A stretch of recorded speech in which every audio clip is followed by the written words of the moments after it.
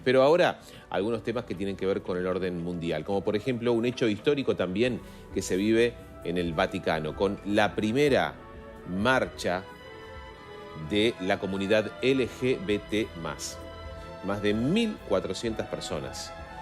Los fieles provenientes de más de 20 países atravesaron la Puerta Santa de la Basílica San Pedro tras participar en una misa y una vigilia de oración en Roma. Familia de Tectón, un día más, pues a este canal, a esta familia que nos queremos distinguir no por tener grandes medios tecnológicos, no por hacer aquí cosas raras, ¿verdad?, con luces y espectáculos, no. Lo que nos queremos distinguir en este canal, en esta familia, es por la sana doctrina, la doctrina tradicional de la Iglesia. Nos damos cuenta, perplejos, ¿verdad?, los que queremos permanecer fieles a la Santa Iglesia Católica, los que queremos permanecer fieles al Santo Padre, pues nos encontramos en momentos de confusión, que no sabemos muchas veces qué hacer. Ahora mismo vemos como, lo comentábamos hace unos días, el cardenal Cupich en Chicago otorgará un premio a un senador que es abortista, abiertamente abortista. Solo 2 obispos han tenido fe católica ante este hecho y le han dicho al cardenal Cupich que esto no está bien. Han sido Paprocki y Cordileone.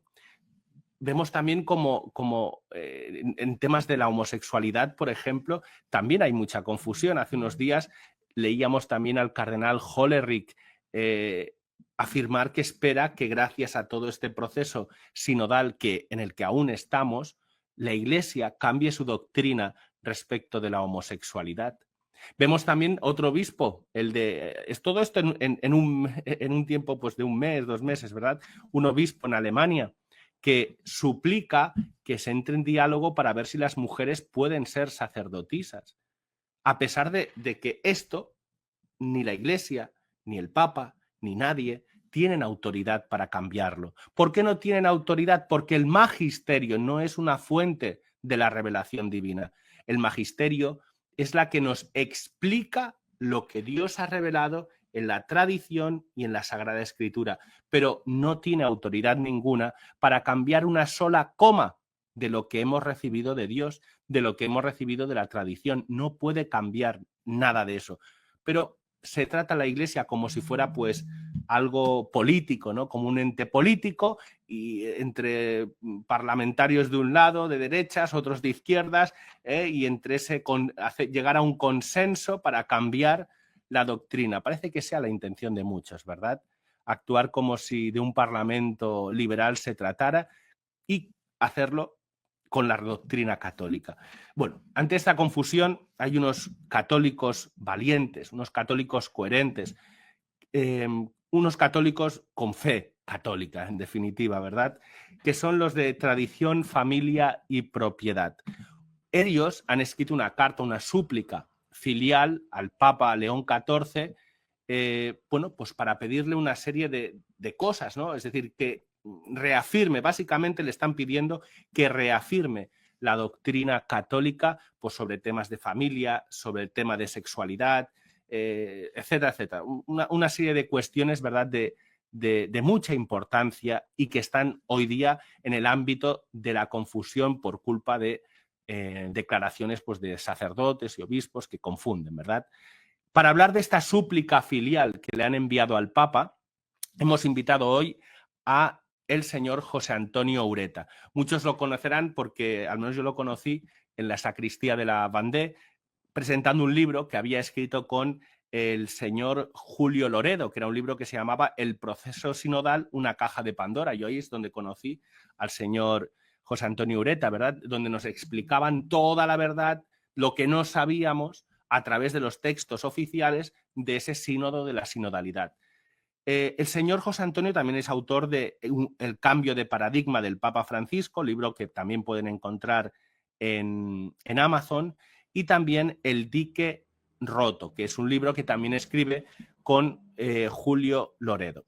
Y bien, y él nos va a presentar, nos va a hablar pues, de qué se trata esta súplica filial que han enviado al Santo Padre. para hablar de todo esto. Por tanto, José Antonio, bienvenido y muchas gracias por estar aquí.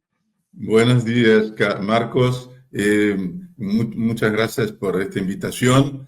Me siento parte de tu familia también y con mucho gusto podré responder a tus preguntas en la medida de mis conocimientos.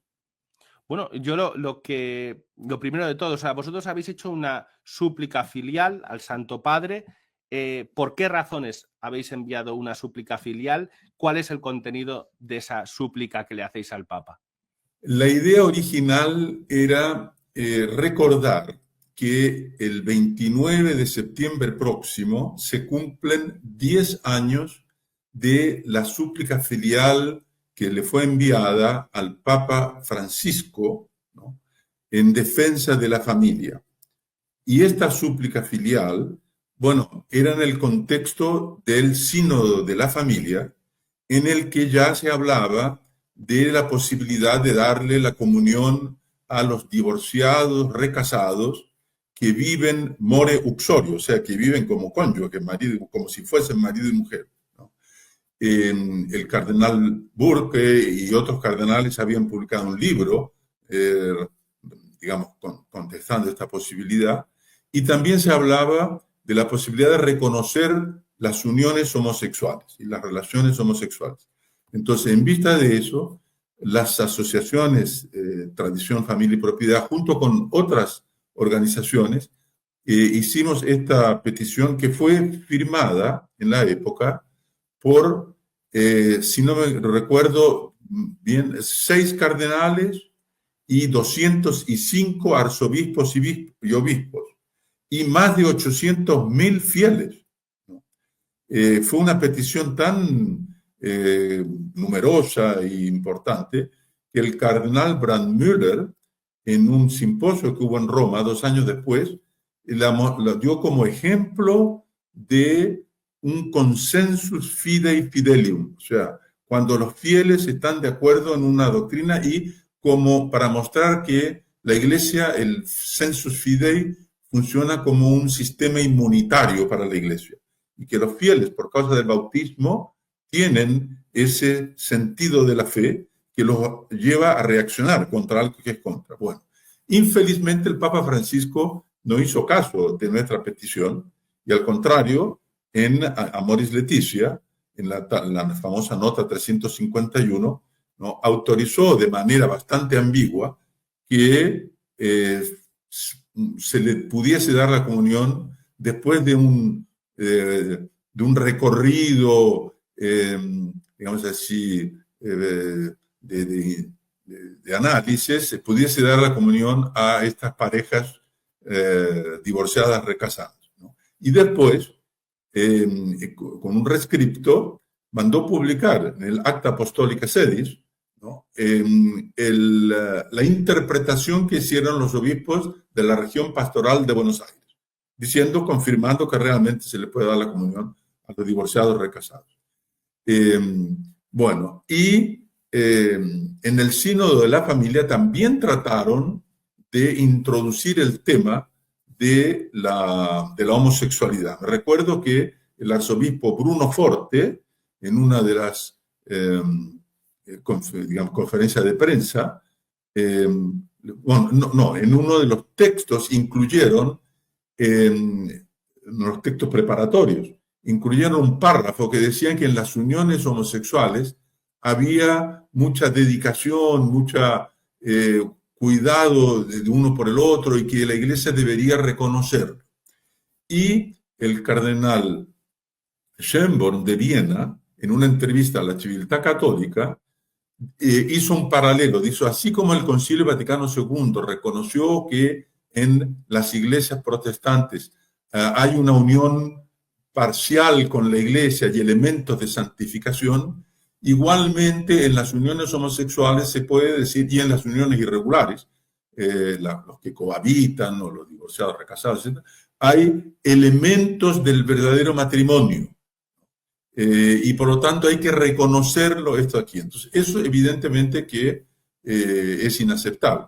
Y bueno, culminó después cuando el Papa Francisco, contrariando una respuesta a un dubium de la Congregación para la Doctrina de la Fe, que había declarado de manera tajativa que nunca se podía dar una bendición a una pareja homosexual porque se estaría bendiciendo el pecado.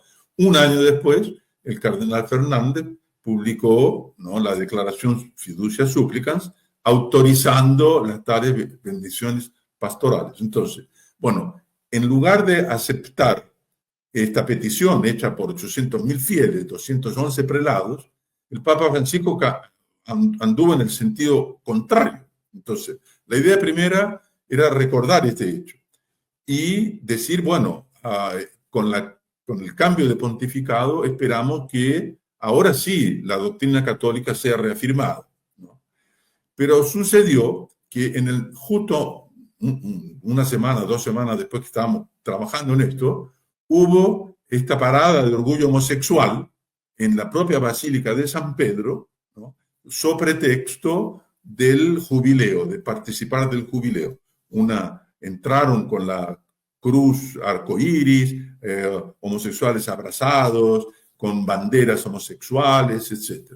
Y en la mañana, o en la noche del día anterior, no, a la mañana había habido una misa en el Gesù, la iglesia de los jesuitas en Roma, ¿no?, celebrada por el vicepresidente de la Conferencia Episcopal Italiana, en el que evidentemente todos ellos, los que viven en pareja y todos comulgaron, ¿no?, y el obispo hizo un sermón diciendo que todo el mundo tiene que ser bienvenido, etcétera, y que hay que respetar la dignidad de los hombres, que nadie puede ser excluido, etcétera, y al final declaró que había tenido una entrevista con el Papa León y que el Papa le había dicho, sí, tiene que acompañar a estos hijos e hijas, ¿no?, homosexuales. Entonces, en vista de eso, adelantamos la publicación. Es decir, la publicación iba a ser el 29 de septiembre por el 10º aniversario de la declaración previa, ¿no?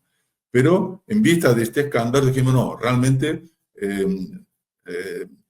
el lobby homosexual está haciendo mucha presión sobre el Papa y por lo tanto tenemos que contrariar esta presión del lobby homosexual con una petición en sentido opuesto, pidiéndole que, al contrario, reafirme la doctrina católica y pidiéndole en particular entonces que 2 cosas. Una es que justamente anule el rescripto que da como versión oficial de las ambigüedades de Amor y Leticia la interpretación de los obispos de la región pastoral de Buenos Aires, y segundo, que también anule Fiducia Supplicans y vuelva al criterio pastoral que había sido adoptado por el cardenal Ladaria, ¿no?, un año antes, diciendo que no se puede nunca dar una bendición a una pareja homosexual porque sería bendecir un pecado.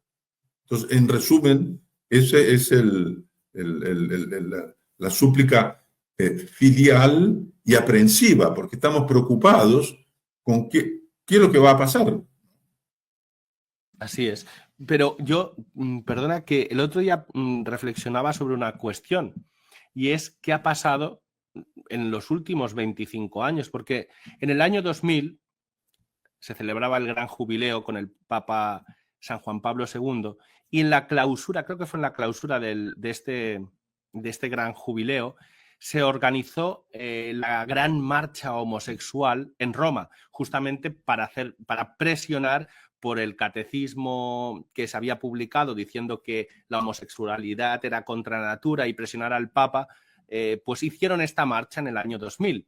El Papa, recuerdo que esto fue un domingo, y salió al balcón y dijo las cosas muy claras sobre la homosexualidad, diciendo que la Iglesia no puede callar las verdades acerca de la homosexualidad, no puede decir que está bien lo que está mal. O sea, dejó las cosas muy, muy claras respecto de este tema, ¿no? 25 años después volvemos a estar en el mismo marco, en el sentido de que volvemos a estar en un jubileo. Sin embargo, ahora la marcha del orgullo gay ya no se celebra como para hacer presión a nadie, ni en las calles del Vaticano, sino que vemos organizada esa misma marcha del orgullo gay dentro de la Basílica de San Pedro. ¿Qué ha pasado en estos 25 años? Muy bien recordado. Y hay 2 cosas que me parece que, 2 detalles que son importantes en el caso. El primero es que esa parada de orgullo homosexual en Roma en el año 2000 fue la primera parada de orgullo homosexual internacional. Sí. Y lo hicieron de propósito en Roma, porque ellos saben que el gran baluarte, el gran dique, ¿no?, contra el avance, digamos así, de la agenda homosexual es la Iglesia Católica y el catecismo de la Iglesia Católica. Y lo hicieron, pero ¿quién lo organizó? Fueron los movimientos homosexuales laicos y anticatólicos. Participaron algunos católicos ya en esa época, pero digamos así, la inmensa mayoría eran de personas que no son católicas, son incluso anticatólicas. Y fue ahí que el Papa Juan Pablo II salió al balcón y dijo que era un insulto a la Iglesia, ¿no?, durante el jubileo, escoger Roma para hacer esa parada. Y ahora, justamente ahora, son los propios católicos, o digamos los homosexuales, que se dicen católicos practicantes, que organizan la parada, o sea, y después ellos entran a la basílica, o sea, parecería una aceptación en la práctica, ¿no? Y ahí es el gran problema. El Papa Francisco vino con esta idea que hay que acoger todos, ¿no? Claro, la Iglesia, claro que está abierta, ¿no?, misericordiosamente para acoger todos, pero ¿los acoge para qué? Para convertirlos. Todos nosotros necesitamos de la conversión y no hay conversión posible si nosotros no respetamos la voluntad de Dios que está expresada en la revelación. Por lo tanto, hay que recordarle a las personas que tienen una orientación homosexual que la sexualidad, ¿no?, Dios hizo al ser humano hombre y mujer para que puedan unirse, ¿no?, conyugalmente y procrear, ¿no? Y que por lo tanto cualquier uso de la sexualidad fuera del matrimonio es ilícita. Eso es necesario recordarlo, ¿no? Y por eso me pareció muy bien, unas semanas atrás, Monseñor Schneider, en unas declaraciones que hizo a Dayan Montaña, dijo que los sacerdotes que no recuerdan a las personas con tendencia homosexual estas verdades son asesinos de almas.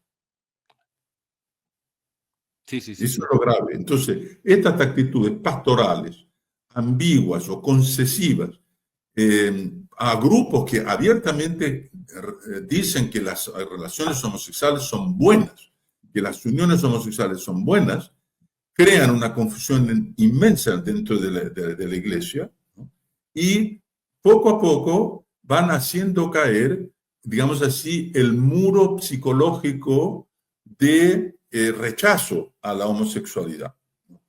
Y con eso, claro, prepara el terreno para que se pueda cambiar la doctrina en el futuro.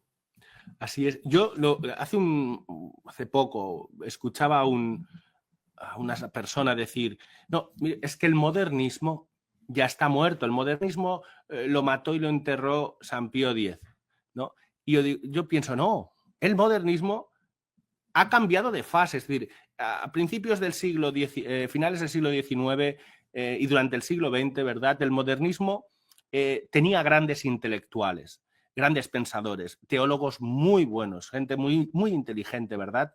Es innegable esto, ¿no? Eran personas muy inteligentes, pues, pero dedicadas al mal, eso sí, pero estaban estableciendo los principios, era una batalla de los principios, ¿no?, una batalla intelectual.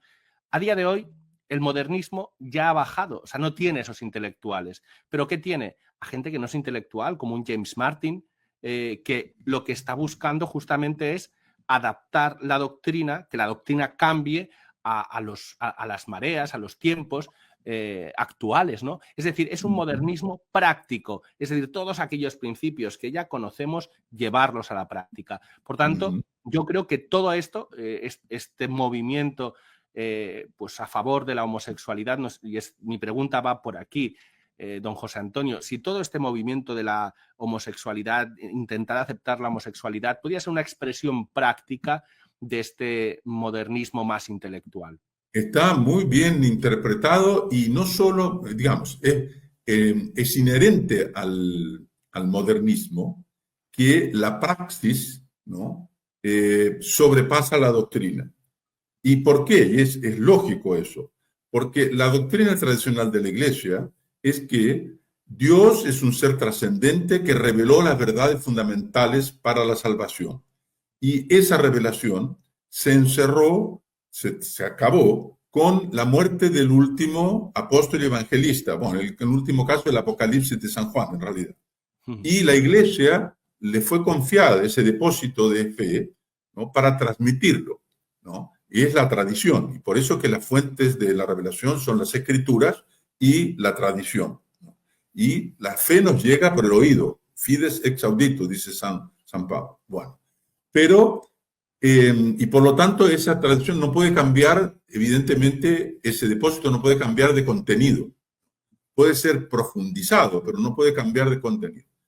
Para los modernistas, Dios no es un ser trascendente que reveló en un momento dado la verdad de la revelación. Es un ser inmanente en la historia.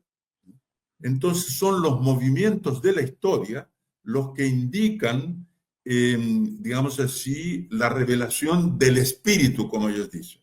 Entonces, cuando el cardenal Hollerich dice que la doctrina sexual de la Iglesia está ultrapasada porque no corresponde más, ¿no?, a los avances científicos, él está interpretando de manera modernista, ¿no?, la revelación. Es decir, es la Iglesia que tiene que adaptarse a los nuevos descubrimientos científicos. No es más la Iglesia que juzga al mundo, es el mundo que pasa a juzgar a la Iglesia en función de sus nuevos descubrimientos, ¿no?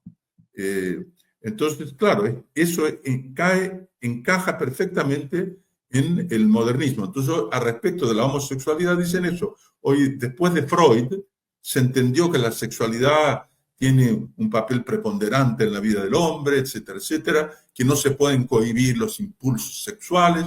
Por lo tanto, si una parte de la población de los seres humanos tiene atracción homosexual, no se lo puede cohibir y si no se produce un trauma psicológico hay que aceptarlo. Por lo tanto, ellos pueden manifestar ese amor mutuo y vivir en unión, y la Iglesia tiene que aceptar esa nueva realidad.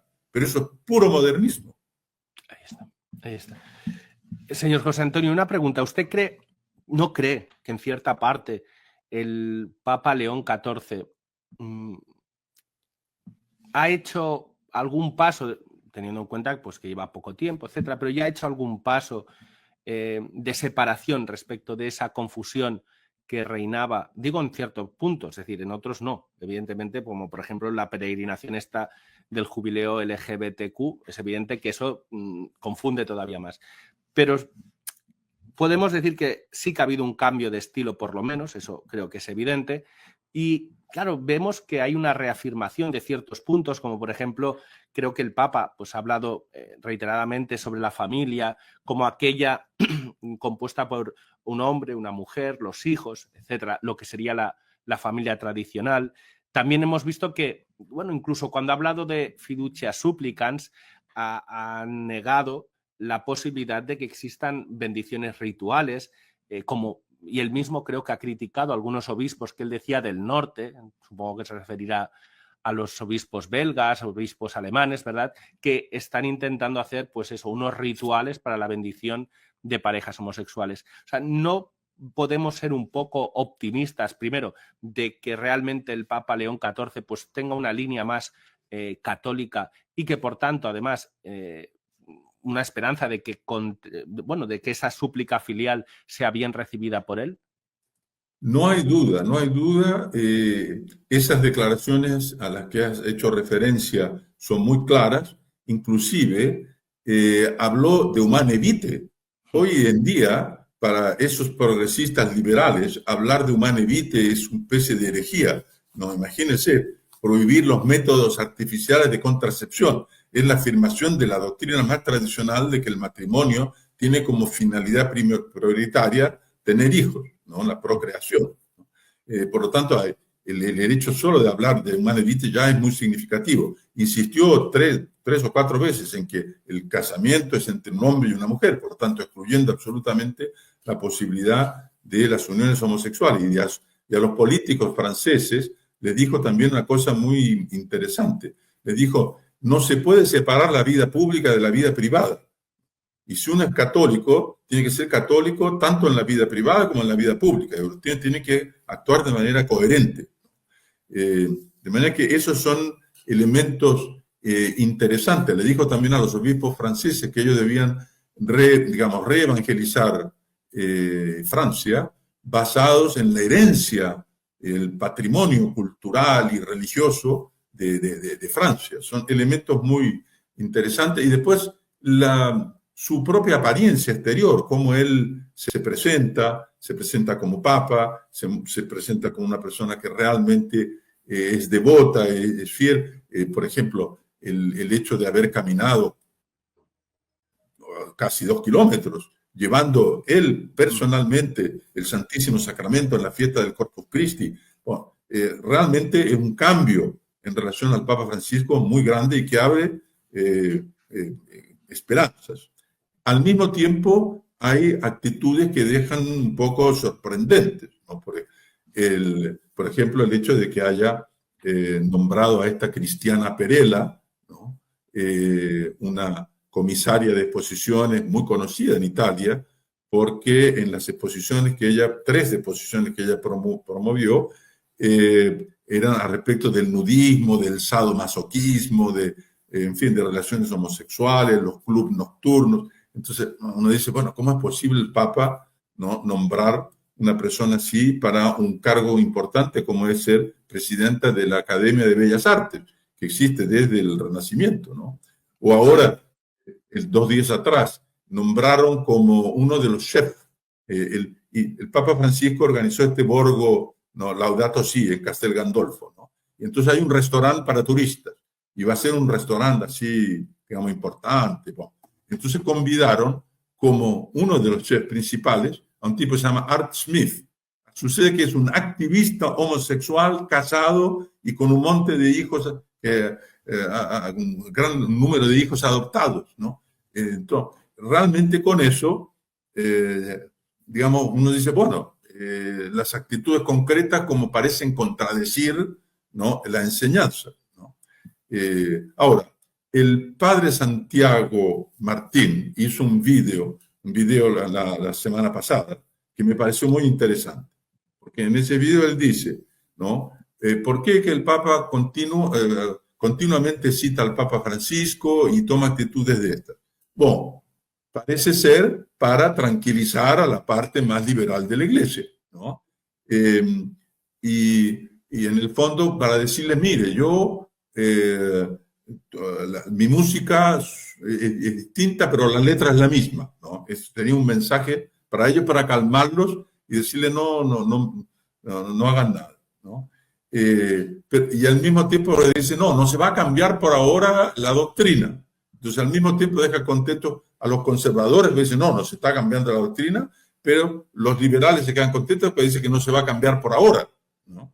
Entonces eso es que deja un poco así, ¿no? Después también cuando dijo que es necesario cambiar las actitudes antes de pensar en cambiar, ¿no?, lo que la Iglesia dice sobre algún otro tema, ¿no?, cualquier tema. Eso también es delicado porque significaría que si nosotros continuamos a aceptar, por ejemplo, en el caso, estas actitudes, ¿no?, digamos, la agenda de los homosexuales, vamos a terminar cambiando de nuestro propio pensamiento, ¿no? Entonces, en eso es que hay una ambigüedad, ¿no?, que por ahora está, por así decir, contentando amores cristianos en aras a la unidad de la Iglesia. Porque dice que la Iglesia está muy polarizada y que es necesario evitar esa polarización. Ahora, el padre Santiago Martín dice, bueno, pero ¿a costa de qué? ¿No? Porque no se puede asegurar la unidad a costa de la verdad. Hay que enseñar, ¿no?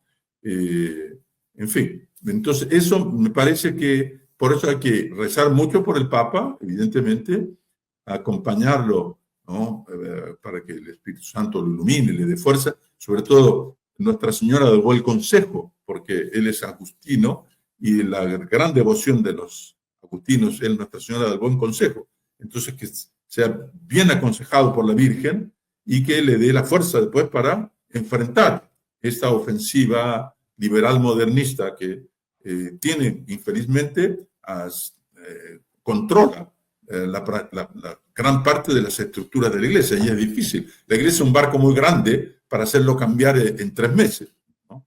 El cambio de dirección. Me recuerdo, por ejemplo, una situación similar se dio al final del pontificado del Papa Pablo VI, ¿no?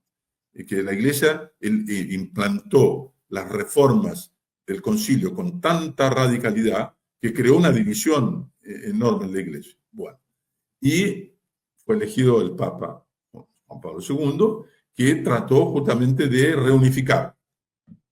Él fue escogido en el 79, el 80, 79. Bueno, el cardenal Ratzinger fue nombrado, ¿no?, solamente 3 años después, y fue realmente con el cardenal Ratzinger al mando de la Congregación para la Doctrina de la Fe que hubo una reorientación. Entonces, es verdad, no le podemos pedir al Papa León que en 3 meses haga todo, pero tenemos que mantener esa esperanza, ¿no? Y bueno, se va a saber con los nombramientos que haga. ¿Usted cree entonces que respecto de la súplica filial, cree que puede recibir esta súplica que ustedes han enviado al Papa, ¿no? ¿Cree que puede recibirla de forma positiva? Yo creo que sí, que por lo menos va a servir, por lo menos, para contrarrestar la presión que recibe del otro lado. Y esa fue una de las motivaciones, porque si él recibe presión solamente del lobby, ¿no?, pro homosexual, y del lado, digamos así, ortodoxo, católico, conservador, tradicional, nadie se manifiesta, él dice, bueno, las fuerzas de este lado me están empujando mucho, mejor me corro un poco para acá para justamente tratar de armonizar la Iglesia. Pero si él ve que hay un número importante de asociaciones, de fieles que le piden, le ruegan, le suplican, ¿no?, él tiene que tomarlo en consideración. Así es. No, yo lo pensaba esto porque muchos católicos, por desgracia, tienen esta idea en la cabeza de que la Iglesia católica o la revelación divina es como un iPhone que requiere una actualización, ¿no? Y las actualizaciones son actualización Francisco, actualización León XIV, ¿no? Entonces, claro, se piensa que cuando llega el Papa, pues él puede hacer lo que quiera, etcétera, puede cambiar lo que le dé la gana, ¿no? Y actualizarla a su estilo, a su forma. Y no, claro, hay que entender que el Santo Padre no puede cambiar lo que es el depósito de la fe, es decir, todo eso que hemos recibido de la Sagrada Escritura, lo que hemos recibido de la tradición divina, que no son 2 caminos diferentes, es decir, se complementan totalmente y son pues una misma palabra de Dios que nos viene por 2 caminos diferentes, ¿verdad? Pero el Papa no está para actualizar. ¿Está para qué? Para transmitirnos con ese carisma que tiene de infalibilidad, ¿verdad? La doctrina revelada, no la doctrina inventada por él. Esa doctrina se la puede guardar, ¿no? Pero sí, ciertamente el cardenal Müller, por ejemplo, recientemente en una entrevista también a Diana Montaña, se ha mostrado bastante positivo, ¿verdad? Optimista, pues con estos primeros meses de pontificado del Papa León XIV, ¿verdad? Entonces, muy importante lo que has dicho, en el sentido, y eso lo dice siempre también el Monsignor Schneider, y lo dice el cardenal Müller, es que el Papa, ¿no?, es sucesor de Pedro y vicario de Jesucristo, ¿no? Él no es sucesor de Cristo. Si fuera sucesor de Jesucristo podría cambiar, pero cuando uno es vicario, es simplemente recibió un depósito y tiene que cuidarlo, ¿no? Y justamente ahora el Papa, el cardenal Müller, protestó de manera muy fuerte con el hecho de que en este concierto rock que hicieron en la Plaza San Pedro hayan proyectado esta imagen inmensa del Papa Francisco y no proyectaron nada del Papa León, como si no hubiese habido cambio de pontificado, ¿no? Y él dice, no se puede divinizar al Papa Francisco y transformarlo en un fetiche, ¿no? Sí. Ahora, es interesante también lo siguiente, que los digamos, esta ala modernista liberal no está contenta, no está contenta. Por ejemplo, un grupo homosexual alemán que se llama Out in Church, o sea, los que salieron del armario pero dentro de la iglesia, ¿no? Dijeron que las declaraciones del Papa Francisco a Ellis Ann Allen, ¿no? De la biografía, no corresponden a los descubrimientos de la ciencia y están completamente equivocadas, etc., reclamando contra él. Después, la Asociación de Mujeres Católicas de Alemania, que son las que participan en el sínodo, el camino sinodal alemán, hicieron una declaración de que que no les interesa lo que el Papa ha dicho, que se va a resolver en la continuación del proceso sinodal, ¿no? Están descontentas. Después había un canonista alemán, Thomas Müller, ¿no? Que dice son declaraciones inútiles, ¿no? Para el camino sinodal alemán. No hay que depositar esperanzas en León XIV, lo dice así. Entonces, el hecho de que ellos estén descorazonados nos da esperanza a nosotros. Y lo mismo también dijo el presidente de ese New Westminster, un tal Di Bernardo. El New Westminster es el grupo de ayuda homosexual a los homosexuales del padre Martin y de la hermana Janine Granick, ¿no? Y son los que organizan todas estas paradas de orgullo homosexual católico. Y ellos también dijeron que fue decepcionante la declaración, porque ellos quieren que la doctrina sea cambiada ahora, ¿no? Claro. Eso nos da esperanza.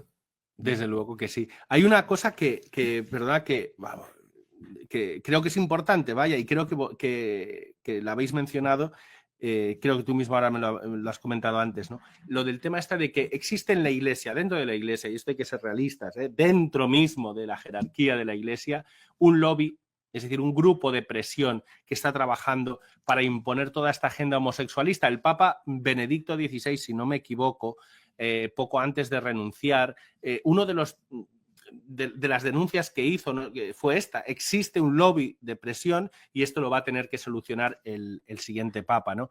¿Qué pasa? Que hemos pasado de que hay un lobby oscuro de presión dentro del Vaticano, que en ese momento, cuando lo dice Benedicto XVI, nos sorprende como que en el Vaticano hay un lobby de presión homosexual que quiere imponer la agenda homosexual, y ahora de repente los miembros de ese lobby se quitan la máscara y vemos que sí, que es que el Papa tenía razón, porque el cardenal Hollerich ya estaba ya era miembro de esa jerarquía católica cuando el Papa habla de ese lobby gay, y este hombre estaba ahí que quiere imponer pues la homosexualidad en la Iglesia. Sí. Entonces, es un lobby que viene desde los años 60. Ya en 1975, un jesuita norteamericano, ¿no?, se llama John J. McNeill, publicó el primer libro defendiendo la homosexualidad, defendiendo las relaciones homosexuales. Él decía, si existe un porcentaje, digamos, puede ser de personas que tienen atracción homosexual, eso hace parte de la voluntad de Dios.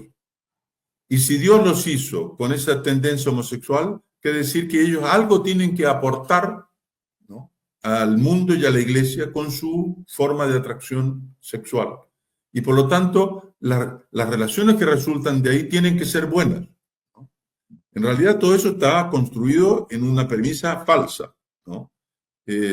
Porque evidentemente que sí, Dios permite que como deficiencia de la naturaleza, fruto del pecado original, haya personas que nazcan con una orientación sexual objetivamente desordenada, como dice el catecismo. Pero entonces a partir de ahí no se puede construir eso viene desde el 75.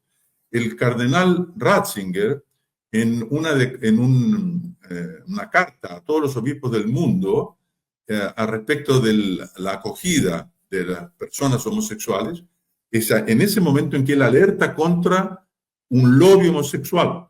Dice, nosotros no podemos ser digamos, ingenuos y al dar esta ayuda pastoral a las personas con orientación homosexual, aceptar, ¿no?, las premisas y las pretensiones del lobby que no es católico y que quiere hacer cambiar la iglesia en su moralidad. Entonces, ellos quieren cambios pastorales que después van a influir necesariamente en la doctrina. Es muy interesante eso. Justamente ayer estaba leyendo algo que salió en el Catholic Herald, ¿no? El más antiguo diario católico de Londres, de Inglaterra. Es un estudio de una Natalie Lindemann, ¿no? Que fue publicado en el Catholic Social Science Review, una revista de ciencias sociales católicas, ¿no? Y es un estudio muy interesante.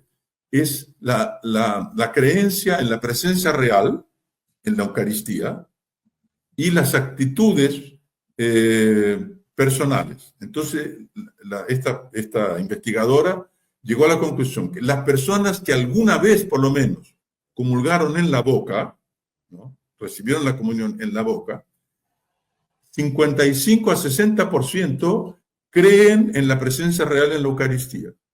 Los que nunca recibieron la comunión en la boca y solo recibieron la comunión en la mano, solo 25 a 30%. Después, una cosa curiosa, las personas que escucharon la campanilla durante la consagración, ¿no? Como antiguamente, ¿no? Lo mismo, el 60% creen en la presencia real. Los que nunca escucharon creen en la misma proporción, solo 20-30%. O sea, eso muestra cómo estas actitudes, lo que este investigador dice, los signos no verbales, ¿no?, de reverencia, comunican la sacralidad de la Eucaristía de manera tan eficaz como la catequesis explícita. Esa es la importancia de esos gestos, ¿no? Entonces, el hecho de que se admita homosexuales en procesión a la Basílica de San Pedro tiene un efecto después en las creencias de las personas. Pero esto es muy importante, eso que acabas de decir, porque entonces uno comprende que lo que está haciendo el obispo de Charlotte, quitando los reclinatorios, tiene un sentido que va más allá de quitar meramente los reclinatorios. Lo mismo que el obispo de Argentina, de la archidiócesis, que es archidiócesis de San Juan, que prohíbe a los niños de primera comunión recibir la Sagrada Comunión de rodillas, también se comprende. Esto que es el obispo también creo que es el presidente de la Conferencia Episcopal Argentina, que acaba de decir a un señor que no puede arrodillarse para comulgar ni él ni nadie, ¿no? Porque hay unas notas en su traducción del misal romano que indican que no puede arrodillarse para comulgar. Todos estos gestos no verbales, ¿no?, que usted comentaba, tienen una repercusión luego en la fe en el dogma católico. Exactamente. Porque, bueno, nuestra religión es la religión de la encarnación. Por lo tanto, está incorporado en cosas corporales. Los sacramentos son signos visibles, ¿no? Jesucristo los hizo como signos visibles. Por lo tanto, todo lo que es externo, ¿no?, tiene una influencia. La forma de las iglesias, ¿no?, el hecho que tengan una forma de cruz, que sean altas, elevadas. Hoy día, el hecho de hacer las iglesias redondas y en forma de círculo para dar la idea de la asamblea que se autocelebra, ¿no?, tiene un impacto después en la fe de las personas. Es inevitable. Sí, el signo externo. Bueno, para ir acabando ya, señor José Antonio Ureta, le quería preguntar por el tema este de fiducia supplicans, es decir, hemos tocado constantemente el tema de fiducia supplicans, pero mi pregunta va respecto a este documento es la siguiente. ¿Es necesario que explícitamente el Papa haga un escrito diciendo fiducia supplicans contiene errores doctrinales, por ejemplo, o contiene una pastoral que contradice la doctrina de la Iglesia, o es suficiente con que el Santo Padre publique un nuevo documento corrigiendo esos errores, aunque sin citar explícitamente post fiducia supplicans, ¿no? ¿Es suficiente con este segundo caso o es que es necesario una condena explícita de fiducia supplicans? Digamos, la Iglesia es muy diplomática y evidentemente trata de salvar su propia honra, y es lógico. Entonces, por ejemplo, un papa cerró la Compañía de Jesús y otro papa la reabrió pero no dijo nada del Papa anterior que la había cerrado, simplemente la reabrió, ¿no? Podría ser hecho de esa manera. Bastaría un documento, ¿no? Un nuevo documento reafirmando lo tradicional. Y, por ejemplo, un documento sobre el matrimonio que diga nuevamente que las personas que, digamos, que solo pueden comulgar las personas casadas y que respetan el sexto mandamiento, ¿no? Podría ser hecho así. Ahora, me parece lo siguiente, que dada la confusión intelectual que se ha introducido en la Iglesia en los últimos años, que es tan grave, eso no es suficiente hoy día. Que hoy día es necesario realmente algo, lo que en el fondo el Monseñor Schneider dijo una vez, un sílabus, un nuevo sílabus que condene todos estos errores para disipar completamente toda confusión, porque si no, no vamos a salir nunca de esta ambigüedad. Entonces, yo preferiría personalmente un documento explícito, pero comprendo que puede hacerlo de una manera más discreta, ¿no? Para evitar una especie de revolución interna dentro de la Iglesia contra la autoridad del Papa. Estaría muy bien de cualquiera de las dos formas, aunque realmente el publicar pues un sílabus, un catálogo, ¿verdad?, de todos los errores actuales, posmodernos, pues errores contra la Eucaristía, errores contra el sacerdocio, errores sobre la sexualidad humana, errores sobre la familia, ¿no? Todos estos temas que... Sobre la sinodalidad. Sobre la sinodalidad, claro, todos estos, sobre el sacerdocio de las mujeres que quieren darles que puedan ser, todos estos errores que bueno, pues que claro, vas a hablar con un sacerdote o con un obispo, pues lo mismo te cuenta una versión pues favorable a todo esto. Si vas a otro sitio te cuentan lo contrario. Necesitamos que el que es cabeza, sucesor de San Pedro, que ha recibido esas llaves para regir la Iglesia, pues nos dé luz sobre estos aspectos, de tal manera que no tengamos que recurrir a la opinión de nadie, no tengamos que ir a preguntar a nadie, porque la Iglesia nos da la respuesta clara. Sí es evidente que la respuesta está ahí, ¿no? Y hay que escudriñar ahí en un documento y otro documento y en otro documento y encuentras la respuesta católica, pero las ventajas de un sílabus que recogiera todos esos errores, pues darían muchas facilidades a los fieles que no tendrían que escudriñar documentos, catecismos, etcétera, para encontrar la verdad. Gracias a Dios también hay canales... Un aspecto muy alentador en todo esto es que ahora está una generación de sacerdotes más jóvenes y de fieles más jóvenes que no vivieron el concilio, la época del posconcilio, y que por lo tanto toman en relación a los documentos del Concilio Vaticano II una actitud mucho más serena, mucho más objetiva. Y hasta ahora ha sido casi imposible hacer eso, ¿no? De hacer un sílabus condenando los errores, porque siempre el argumento es decir, pero no, esto es respaldado por el Concilio Vaticano II. Entonces ese era el argumento y que no se podía contestar con nada.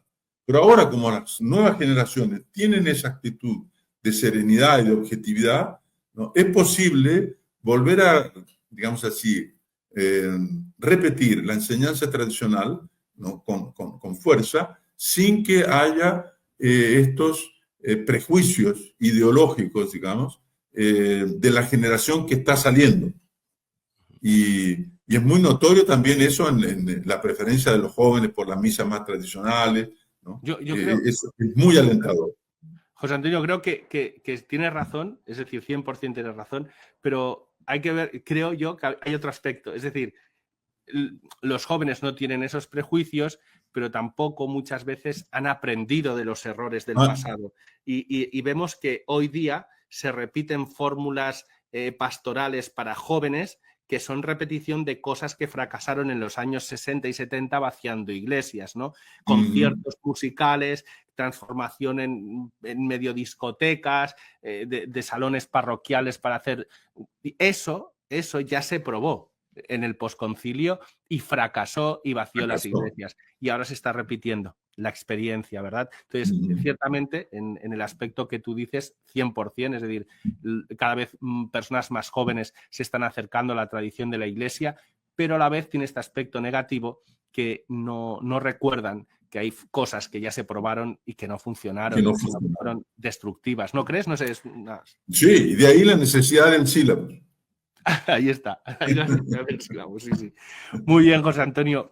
Pues muchísimas gracias por este rato que nos has concedido para hablar de todo esto. Voy a intentar conseguir el libro este que me has comentado del El dique roto, que has escrito con Julio Loredo. Ya ves, un día podemos reunirnos. Con mucho gusto. Ahora yo me siento parte de tu familia. Muchas gracias, José Antonio. Igualmente. Y muchas gracias a todos los hermanos también que nos han acompañado en esta entrevista. Que Dios les bendiga. Simplemente antes de finalizar, recordar a los hermanos que estamos organizando una escuela de Biblia, una escuela para estudiar la Biblia. Utilizaremos, ya lo hemos explicado, el libro este de Scott Hahn, creo que es Conociendo las Escrituras, ahora no recuerdo bien el título, y aparte no solo vamos a ceñirnos en este, sino que ya estamos preparando también pues, el estudio de las encíclicas pues, de León XIII sobre Providentissimos Deus, para hablar, que nos explica, ¿no?, cómo debemos leer las Escrituras, es decir, mezclar pues, este documento de Scott Hahn a la vez que leemos y estudiamos otros documentos más tradicionales de la Iglesia Católica sobre el estudio bíblico. Entonces, todos los que quieran asistir a este curso, pues simplemente nos envían un correo a tectonnoticia@gmail.com, tienen el correo en la descripción y pues podrán preguntar información sobre este curso. Muy bien, muchas gracias, José Antonio. No sé si quieres decir algo para acabar o despedirte de los... No, únicamente incitar a la familia, a tus hermanos, a rezar por el Papa León XIV para que Nuestra Señora del Buen Consejo y San Agustín lo iluminen y le den fuerzas para poder enfrentar esta situación tan delicada que él heredó sin querer, ¿no? Pues muy bien. Nosotros también vamos a rezar por el Papa, que siempre lo hacemos, pero también vamos a rezar por tradición, familia y propiedad, porque nos llegan muchas iniciativas que estáis haciendo, sobre todo las que me llegan a mí son de Estados Unidos, ¿verdad? A través de Liveside News. Veo muchas cositas que hacéis y realmente pues estáis ayudando mucho. Recuerdo lo que pasó allí, no recuerdo ahora el estado, ¿verdad?, que pretendían consagrar la legislatura a Satanás, y los que estuvieron allí fueron los de la TCT, y también cuando se hizo el Satan Con hace un par de años, también lo que destacó más pues fueron los... Y si los auditores quieren ver vídeos de campañas públicas, no, contra el aborto, contra el casamiento homosexual en las calles y las discusiones, pueden ir a un sitio que se llama TFP Student Action, todo junto, tfpstudentaction.org. Y hay otro que es tfpstudentactioneurope.org, ¿no? Y ahí van a ver discusiones muy estimulantes en las calles, ¿no? Pues lo vamos a mirar. Sí, si nos pasas después, también lo puedo poner en el primer comentario. Con mucho gusto. Les mando el link. Perfecto. Pues muchas gracias a todos y viva Cristo Rey.